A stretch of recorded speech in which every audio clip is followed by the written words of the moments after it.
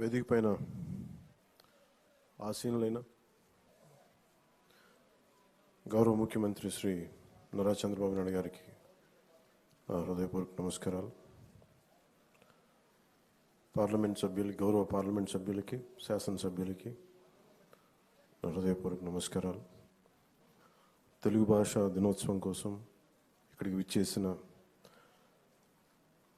ప్రముఖులు, పండితులు, ప్రతి ఒక్కరికి పేరు పేరున నా హృదయపూర్వక నమస్కారాలు.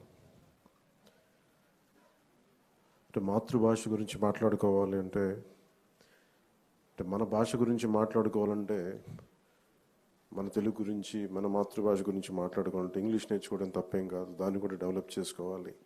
దాన్ని కూడా మనం నిర్లక్ష్యం చేయట్లేదనే దుస్థితికి మనందరం చేరిపోయాం.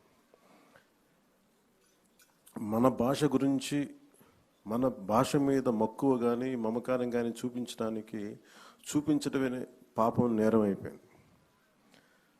దానికి కారణం మనలోని భయం. అది గత ప్రభుత్వం కొన్ని నిర్ణయాలు తీసుకోవచ్చు. అంతకుముందు ఎవరైనా సరే, ఇట్స్ నాట్ అబౌట్ ఒక ప్రభుత్వానికి కాదు, కానీ ఏ ప్రభుత్వానికైనా సరే బాధ్యత ఆంగ్లం ఇది ఒక సమాజంలో ఉన్న సమస్య అంటే ఆంగ్లం మాట్లాడకపోతే తప్ప వాళ్ళకి ప్రతిభావంతులు కాదు, మేధస్సు లేదనే ఒక దుస్థితికి మనం అందరం ఒక ఆలోచన ధోరణి చేరిపోయింది. దీనిని కొన్ని దశాబ్దాలుగా ఒక్కొక్కరు బద్దలు కొడుతూ వచ్చారు. మనకి తెలుగు వ్యాకరణంగా నేర్చుకోవాలంటే బాగా బాధాకరమైంది ఏంటంటే, స్కూల్స్లో ఉన్నప్పుడు కానీ తెలుగు అధ్యాపకుల్ని వెటకారం చేయటం, సరైన తెలుగు మాట్లాడుతుంటే దాన్ని దానివల్ల ఏదో ఒక కామెడీ, ఒక వినోదం కలిగించే విధంగా ఉంది తప్ప నిజంగా తెలుగు భాష తాలూకు ఔన్నత్యం కానీ దాని గొప్పతనం కానీ అది చాలా పాపులర్ దీంట్లో తగ్గిస్తూ వచ్చాం. మనం ఇక్కడ మనందరం కూడా దీంట్లో బాధితులమే. కేవలం పోయిన ప్రభుత్వం ఒక్కటే బాధ్యత కాదు, మనలో ప్రతి ఒక్కరికి మన భాషని గౌరవం చూపించాల్సిన బాధ్యత మనందరి మీద ఉంది. ఇది నిజంగా చాలా దుస్థితి. ఎన్నిసార్లు మాట్లాడుకున్నా మనం నిజంగా గిడుగు వెంకటరామమూర్తి గురించి, వారి గురించి ఎంతమందికి ఇప్పుడున్న వర్తమాన ఈ కంటెంపరీ గ్రూప్ తెలియకపోవచ్చు యువతకి. ఆయన గురించి చదివినప్పుడల్లా ఎంత కదిలిపోతుందంటే, అసలు ఉదాహరణ చెప్పాలంటే గిడుగు రామమూర్తి గారు అసలు తెలుగు పండితులు కాదు. ఆయన ఇంగ్లీష్ టీచర్. ఆయన హిస్టారియన్. ఆయన విద్యార్థులకి హిస్టరీ, ఆంగ్లం నేర్పించిన వ్యక్తి. ఆయన తెలుగు భాష మీద అసలు ఆయన దృష్టి పెట్టలేదు. కానీ హిస్టరీ దీంట్లో ఏదో ఒక టెంపుల్కి వెళ్తే ఆ టెంపుల్ ఒక ప్రత్యేకమైన ఒక కలిపిన ఒక భాష పత్రాలు ఉంటే ఆ టెంపుల్ మీద అది అర్థం చేసుకోవడానికి ఒక ప్రయత్నం చేసి అప్పుడు ఆయన చదివి దాని మీద అది దీన్ని మరుగైపోయిన భాష, ఇది ఎవరు చదవలేరు, దేవతల భాష అంటే అది కాదని చెప్పి ఆయన నేర్చుకొని, ఆయన మన లండన్ నుంచి కొన్ని మ్యాగజైన్స్ ఇంపోర్ట్ చేసుకొని పర్లాకిమిడి మహారాజు వారి సహకారంతో అవన్నీ చదివి అలా ఆయన పరిశోధకుడు. అలాగే గిడుగు వెంకటరామమూర్తి గురించి చెప్పాలంటే ఆయన మామూలు పోరాట యోధుడు కాదు. ఆయన ఏదో మనం కూర్చోబెట్టి మనకి తెలుగు భాషని ముందుకు తీసుకెళ్ళినోడే కాదు, ఆయన తెలుగు కోసం, తెలుగు జాతి కోసం పరితపించిపోయిన వ్యక్తి. ఎవరైతే తనకు అండగా నిలబడ్డారో పర్లాకిమిడి మహారాజు గారిని ఆయనతోనే గొడవ పెట్టుకున్న వ్యక్తి. అంటే అంత తపన పడిపోయే వ్యక్తి. ఈరోజు మనం గిడుగు వెంకటరామమూర్తి గురించి, మనం రామమూర్తి గారి గురించి తెలుగు భాషని వాడుక భాషలో తీసుకొస్తున్నాం అనుకుంటున్నాం, కానీ దానికంటే ముందు ఆయన సవర భాష కోసం ప్రయత్నం చేసిన వ్యక్తి. సవర భాష కోసం ఆయన ఎన్ని సంవత్సరాలు వదిలేశారు ఆయన జీవితాన్ని. ఆయన సొంత నిధులు ఖర్చు పెట్టి, అసలు టోటల్గా ఎవరు కలవకూడదు, సవర్లతో కలవలేము, కొండ జాతి వాళ్ళతో పని లేదు, ఈ కుల వివక్ష చాలా పీక్స్లో ఉన్న దశలో, అలాంటి సమయంలో ఆయన సవర్ల కోసం తపన పడి, సవరులు దోపిడీకి గురవుతున్నారు సవర సమాజం, వారి దోపిడిని అరికట్టడం కోసం వాళ్ళకి ఎవరికైనా మన మైదాన ప్రాంతం నుంచి వచ్చి డబ్బులు ఇస్తూ ఉంటే వాళ్ళు ఎంత ఎక్స్ప్లాయిట్ చేయబడుతున్నారు, ఎంత దోపిడీకి గురవుతున్నారు ఆయన వాళ్ళకి తెలియట్లేదని చెప్పి వాళ్ళ మీద ఉన్న మక్కువతో ఆయన సవరణకి అర్థం చేయడానికి వాళ్ళు జరుగుతున్న దోపిడీకి ఆయన సవర భాష నేర్చుకొని మరి వాళ్ళలో వ్యాకరణం పుస్తకాల ఎన్ని కృషి చేశాను. అలాంటి వ్యక్తి, అలాంటి మహానుభావుడు. అలాగే ఆయనకి ఎవరికైతే అండగా ఉన్నారో తెలుగు భాష కోసం, లేదంటే మనకి ఈ వరిసాలో కలిసిపోతుంది పర్లాకిమిడి, నేను విడిపోవాలి నేను చెప్పి మేము ఆంధ్రాలోనే ఉండాలని ఒక ప్రయత్నంతో ఆయన చేసిన ప్రయత్నం పర్లాకిమిడి మహారాజు వారి కోపానికి కారణమైంది. ఆయన స్నేహాన్ని కూడా వదులుకున్నారు. అలాగే ఆయన ఎన్ని మాటలు పడ్డారంటే దుష్ట చతుష్టయం అని చెప్పి దాంట్లో ప్రత్యేకించి మన గురజాడ అప్పారావు గారు, ఒక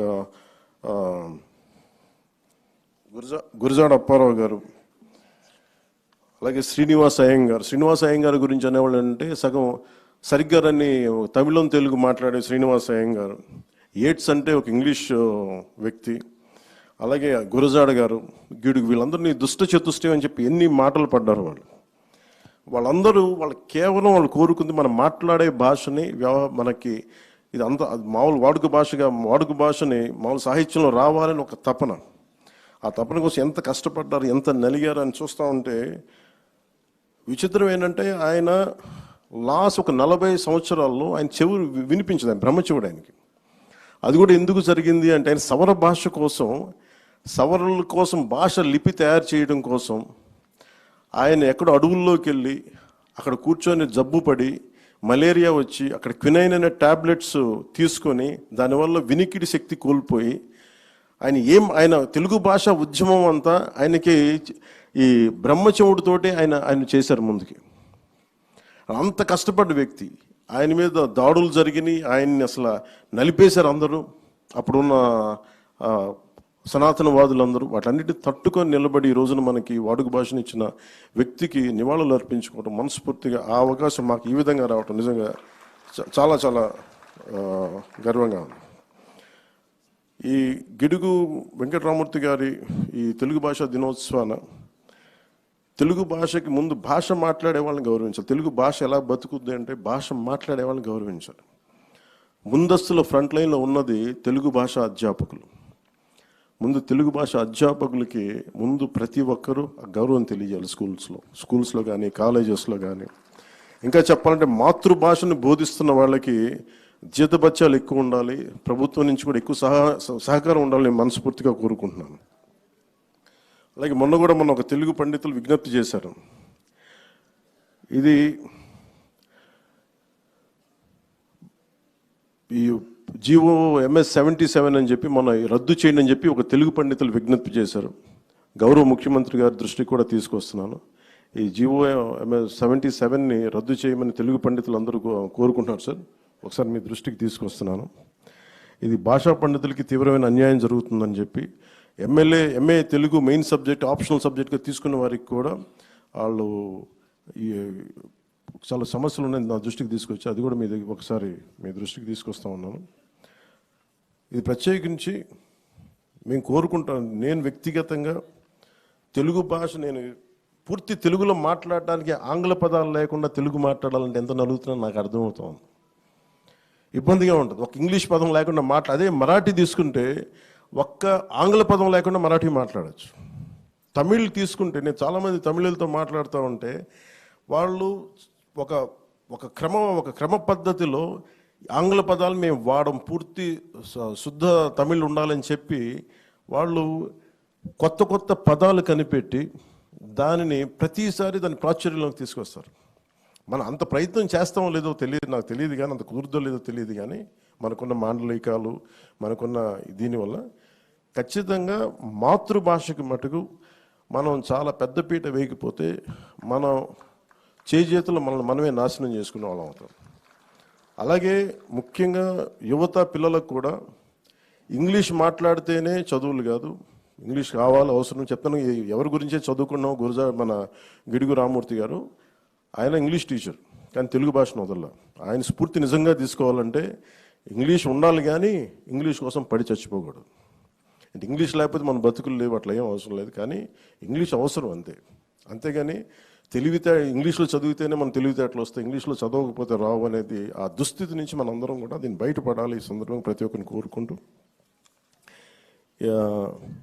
ఆయన నిజంగా ఎంత బాధ వేసిందంటే ఆయన చివరి దశలో ఆయన వినికిడి జ్ఞానం లేక ఆయనకి చిన్న ఒక మైక్ లాంటిది పెట్టుకొని ఎవరైనా మాట్లాడితే ఆయన చెవులు అరిచేవారంట.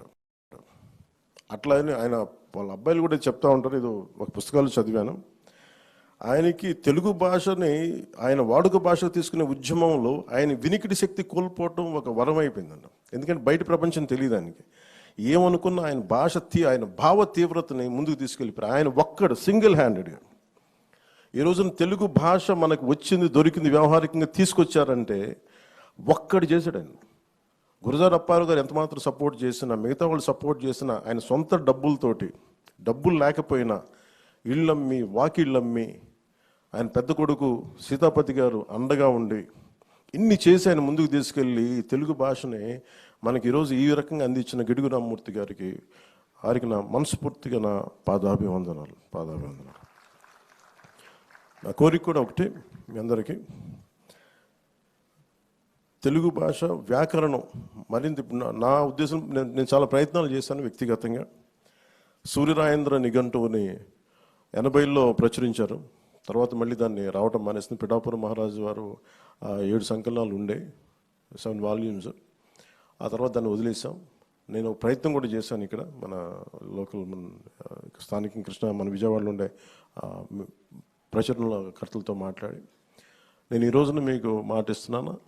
అది ప్రభుత్వం మన చంద్రబాబు గారి దృష్టికి తీసుకెళ్ళి, గౌరవ ముఖ్యమంత్రి చంద్రబాబు గారి దృష్టికి తీసుకెళ్ళి సూర్యరాయేంద్ర నిఘంటువు ఆయన ఈ భాషా దినోత్సవం సందర్భంగా ఈ సూర్యరాయేంద్ర నిఘంటువుని ఖచ్చితంగా ప్రాచుర్యంలో తిరిగి పునర్ముద్రణ జరగాలి. దానికి మనస్ఫూర్తిగా కృషి చేస్తాం, దాన్ని ముందుకు తీసుకొస్తామని మీకు మాటిస్తూ మరోమారు గిడుగు వెంకటరామమూర్తి గారికి వారికి కృతజ్ఞతలు, వారికి నమస్కారాలు తెలియజేసుకుంటూ సెలవు తీసుకున్నాను. జై హింద్.